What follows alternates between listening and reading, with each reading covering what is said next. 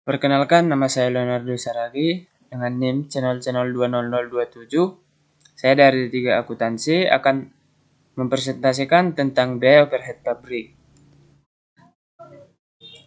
Biaya overhead pabrik dapat digolongkan ke dalam 3 kelompok, yaitu yang pertama, menurut jenisnya, meliputi biaya bahan penolong, biaya tenaga kerja tidak langsung, biaya reparasi, dan pemeliharaan aktivitas tetap, bagian produksi, biaya penyusutan aktivitas tetap, biaya asuransi, dan biaya listrik.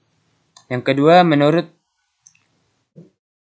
perilakunya dalam hubungannya dengan perubahan volume kegiatan, meliputi biaya overhead pabrik tetap, biaya overhead pabrik variabel, biaya overhead pabrik semi variabel. Dan yang ketiga, berdasarkan hubungannya dengan departemen yang ada di perusahaan, meliputi biaya overhead langsung departemen, biaya overhead pabrik tidak langsung departemen. Penentuan tarif biaya overhead pabrik.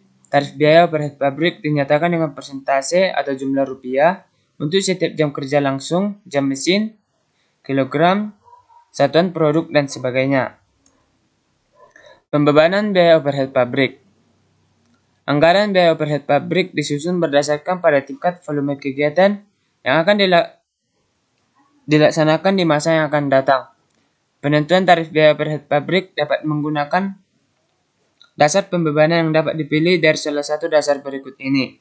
Yang pertama, jumlah sebuah produk, jumlah satuan produk. Yang kedua, biaya bahan baku. Yang ketiga, biaya tenaga kerja langsung. Yang keempat, jam tenaga kerja langsung. Dan yang kelima, jam mesin. Pengumpulan biaya overhead pabrik sesungguhnya. Biaya overhead pabrik yang sesungguhnya terjadi dikumpulkan untuk dibandingkan dengan biaya overhead pabrik yang dibebankan kepada produk atas dasar tarif yang ditentukan di muka. Perlakuan terhadap selisih biaya overhead pabrik.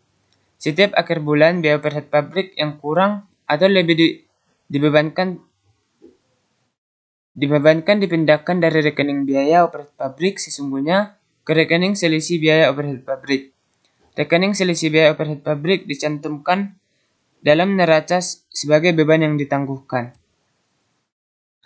Baiklah, terima kasih. Itu yang dapat saya sampaikan. Jika ada kata-kata yang salah, saya minta maaf. Akhir kata, saya ucapkan sekian dan terima kasih.